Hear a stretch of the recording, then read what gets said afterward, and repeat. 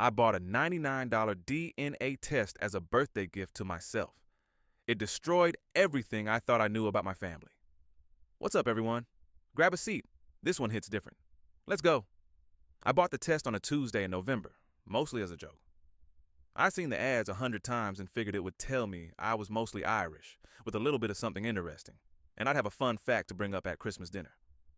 Instead, what came back 14 days later was a result that made me sit completely still at my kitchen table for almost an hour. Because according to a $99 kit from the internet, my father, the man I called Dad for 30 years, the man who walked me down the aisle, the man whose nose I thought I'd inherited, was not my biological father. And the man who was had been living 40 minutes away from me my entire life. My name is Claire. I'm 34. I grew up in a small town in Ohio in what I always described as a boring, normal, happy family. And I want to be careful with that word happy because I mean it. We weren't performing happiness. My parents, Frank and Diane, had been married for 36 years. My dad coached my soccer team when I was 9, even though he knew nothing about soccer.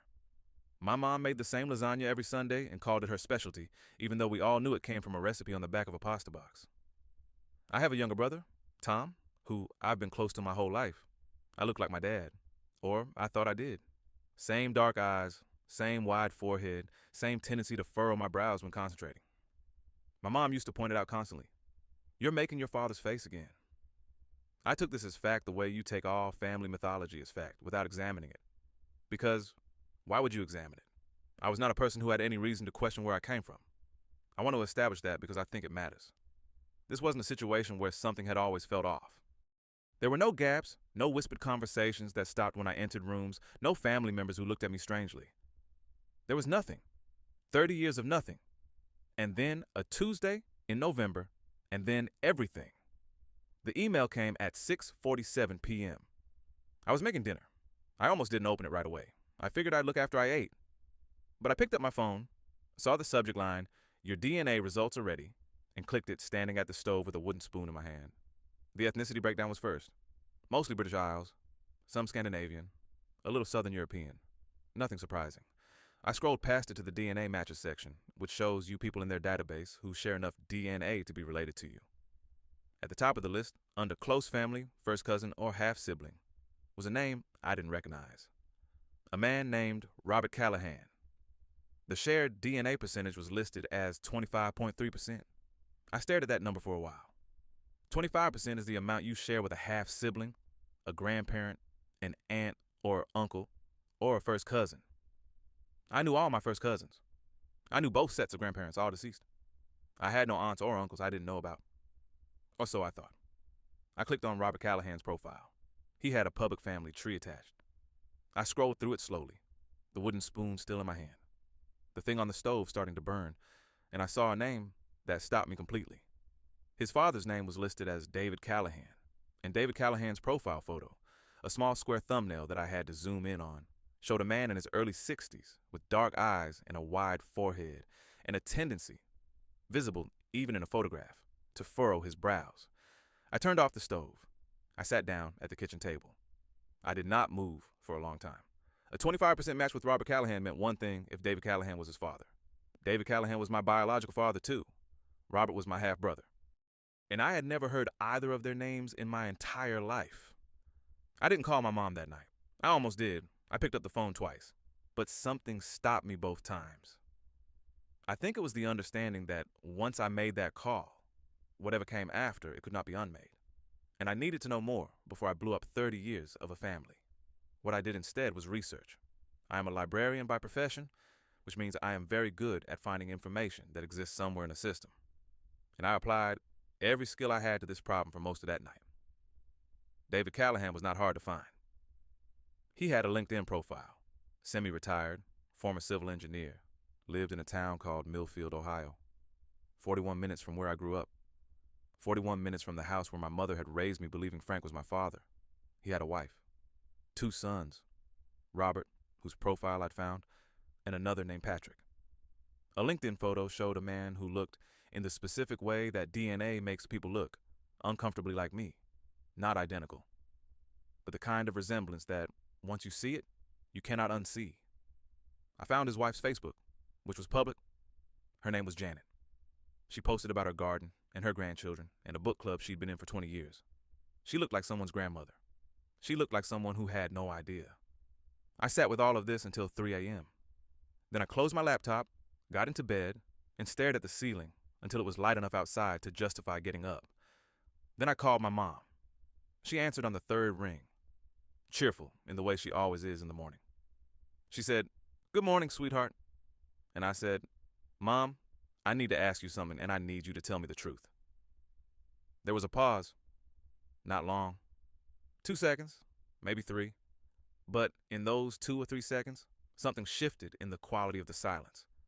And I knew, before she said a single word, that she already understood what I was asking. "What's going on?" she said. Her voice was different. Still controlled, but different.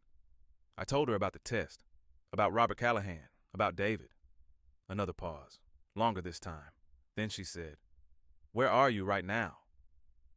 I said I was home. She said, "I'm going to drive up." She lived 2 hours away. I said she didn't have to do that. She said she was already getting her keys. She arrived 3 hours later. She sat across from me at the same kitchen table where I'd read the results the night before, and she told me everything. She spoke for almost 2 hours without stopping, and I listened, and I did not interrupt. And when she was finished, I sat with it for a long time before I said anything at all. Here's what she told me. In 1988, she and my father, Frank, had been going through a period she described as the hardest year of our marriage. She didn't elaborate on what that meant, and I didn't ask. She had met David Callahan through work. It had lasted 4 months.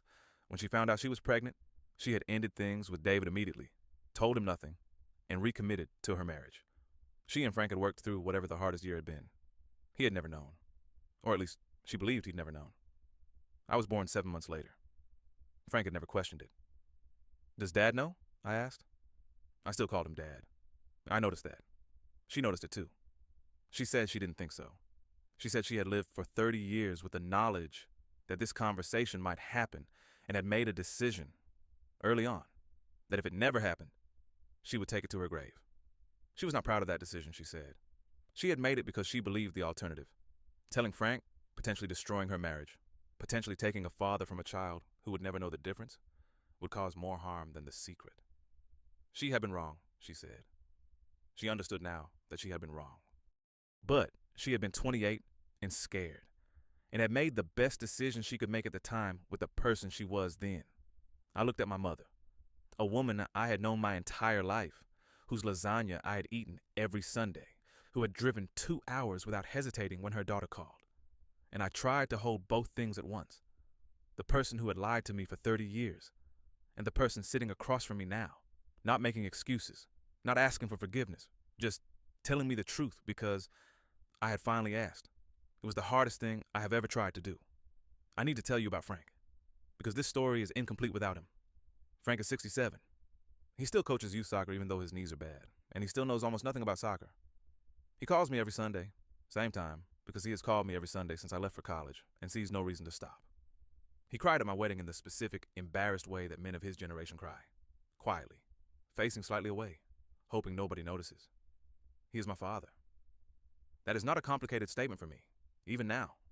Genetics is a fact. Fatherhood is a choice made every day for 30 years, and Frank made it every single day without knowing he was making any kind of choice at all. He just showed up. That is what he did and what he does and what I expect he will do until he physically cannot anymore. I have not told him. I've thought about it for the better part of a year, and I have talked about it extensively with a therapist who specializes in exactly this. There's a name for what happened to me. It's called an NPE, a not parent expected. And there are more of us than you think. A whole community of people navigating exactly this question. And my conclusion, for now, is that telling Frank would give him information that would cause him pain and change nothing about what is true between us. He is my father. Telling him that his biology is different from what he believed would not make that more true. It would only hurt him. That might not be the right decision. I hold that possibility openly. But it is the decision I have made for now. And I made it because I love him, which is the same reason my mother made the decision she made 30 years ago. And I find I cannot judge her for it as harshly as I once did. I reached out to Robert Callahan, my half-brother, through the DNA testing platform's messaging system 6 weeks after I got the results. I kept the message short. I said I thought we might be related through his father, that I'd taken a DNA test and had some questions, and that I understood completely if he didn't want to engage with this. He responded in 4 hours. He said his father had told him, years ago, that there might be a child he didn't know about, a woman he'd been involved with briefly in the late 80s who had ended contact suddenly. David had spent years wondering. He had taken his own DNA test 2 years earlier specifically because he was hoping someone might find him. Robert and I have now exchanged probably 200 messages. We have spoken on the phone 5 times. He is funny in a dry way that startled me the first time, because it is exactly the way I am funny. He is a civil engineer like his father. He has 2 kids, which means I have nieces and nephews I didn't know existed 6 months ago. I have not met David in person. We have exchanged 3 emails. Careful, formal, tender in the way that communications between strangers who share something enormous tend to be. He apologized in his first email, which I told him he didn't need to do because he hadn't known about me, which is true. He said he was sorry anyway. I said I understood. We are figuring out what, if anything, comes next. There is no roadmap for this. We are making it up as we go. His wife Janet does not know. That is his decision to make, and I have told him so. I hope he makes it thoughtfully. A $99 test, 14 days, 1 email at 6:47 p.m. while something burned on the stove. Here's what I have now that I didn't have a year ago. A half-brother who makes the same dry jokes I make. A biological father who spent years hoping I existed. A mother I understand more fully than I ever did before, which is a strange gift wrapped in something very painful, and a clearer sense than I've ever had of what family actually means, which is not genetics, not paperwork, not the story anyone told about where you came from. It's Frank calling every Sunday at the same time. It's my mother driving 2 hours without hesitating. It's the choice, made over and over, to show up. I still have the DNA kit box in a drawer somewhere. I keep meaning to throw it out and I never do. I think I keep it because it reminds me that the truth, however it arrives, is always better than the version of yourself built on something incomplete. Even when the truth costs you everything you thought you knew. Even then. If any part of this story is familiar, if you're an NPE or you're sitting with a result you don't know what to do with, you are not alone. There are communities, therapists, and resources specifically for this. You don't have to figure it out by yourself, and if you made it to the end, thank you. This one was a heavy one. Like and subscribe if these stories mean something to you, and I'll see you in the next one.